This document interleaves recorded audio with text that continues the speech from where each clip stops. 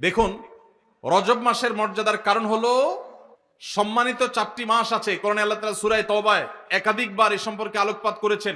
আল্লাহ বলেছেন, ইন্না আইদ্দাতাশ শুহুরি ইনদাল্লাহি 12 শাহরান ফি কিতাবিল্লাহি ইয়াওমা খালাকাস সামাওয়াতি ওয়াল আরদ মিনহা আরবাআতুন হুরুম। বছরে 12টি মাসের মধ্যে 4টি মাস আছে সম্মানিত মর্যাদাপূর্ণ। আল্লাহ এগুলোকে সম্মান দিয়েছেন, বিশেষ মর্যাদার মাস। রমজান তো সবচেয়ে শ্রেষ্ঠ মাস আছেই, রমজানের পরে মর্যাদার বিচারে সম্মানিত মাস কয়টা?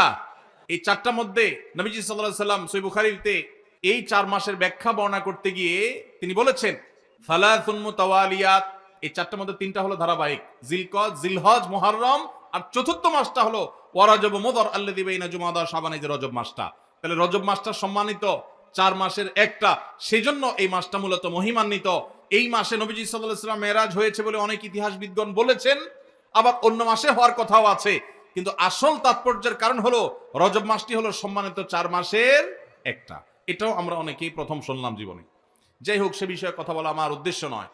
তো উদ্দেশ্য হলো যে ওসামা ইবনে যায়েদকে নবীজি বলেছেন যে শাবান মাসটার আগের মাসটা হলো রজব, যেটা সম্মানিত 4 মাসের একটা মর্যাদাপূর্ণ মাস। আবার শাবানের পরের মাসটা কোনটা? রমজান, সেটা হলো বছরের সবচাইতে সেরা মাস। তো নবীজি বলেছেন 2টা মর্যাদাপূর্ণ মাসের মধ্যবর্তী শাবান মাসে মানুষ আমল ইবাদত না করে অবহেলায় বেশিরভাগ মানুষ কাটায়। বেশিরভাগ মানুষ অপেক্ষা থাকে রোজা কবে আসবে, তখন কোরআন তেলাওয়াত শুরু করব। রমজান কবে চাঁদ দেখা যাবে রমজানের, তখন নামাজ ধরবো।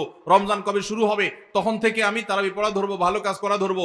শাবান মাসে মানুষ রমজানের ক্ষণগণনা, দিন গণনা করতে থাকে, অবসর থাকে, অলসতা করে, অবহেলা করে। নবীজি বলেছেন মানুষ যেহেতু অবহেলা করে, এই জন্য এই সময়টাতে আমি বেশি বেশি নফল রোজা রাখি। কারণ যেই সময়টাতে মানুষ অবহেলা করে ওই সময় ইবাদতের আলাদা গুরুত্ব তৈরি হয়। ভোর রাতের সময় সবাই ঘুমায় থাকে, এই জন্য তখন তাহাজ্জুদ পড়লে সওয়াব বেশি।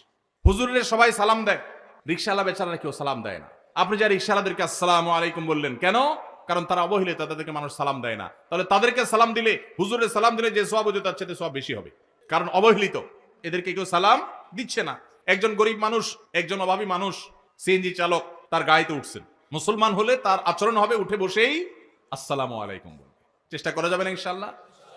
শাবান মাসে মানুষ অবহেলিত থাকে, সেজন্য এই মাসে আমলের গুরুত্ব বেশি। অতএব যেই কাজটা মানুষ অবহেলিত করে, গাড়িতে উঠার পর চালককে সালাম দিবেন আসসালামু আলাইকুম করে।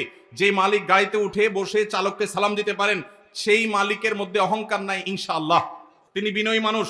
আল্লাহ আমাদের সব ভাইদেরকে বিনয়ী হওয়ার তৌফিক দান করুন। দ্বিতীয় কারণ তিনি বলেছেন কেন তিনি এই মাসে বেশি রোজা রাখেন, ওই যে ওসামা ইবনে যায়েদ রাদিয়াল্লাহু আনহু 2টা কারণ বলেছেন। এর মধ্যে একটা হলো শাবান মাসটাতে মানুষ আমল ইবাদত একটু কম করে, কারণ রমজান আসবে আসবে বলে অপেক্ষা করে, সেজন্য তিনি এই মাসে বেশি বেশি আমল করেন, কারণ অবহেলার টাইমের আমলের গুরুত্ব একটু বেশি।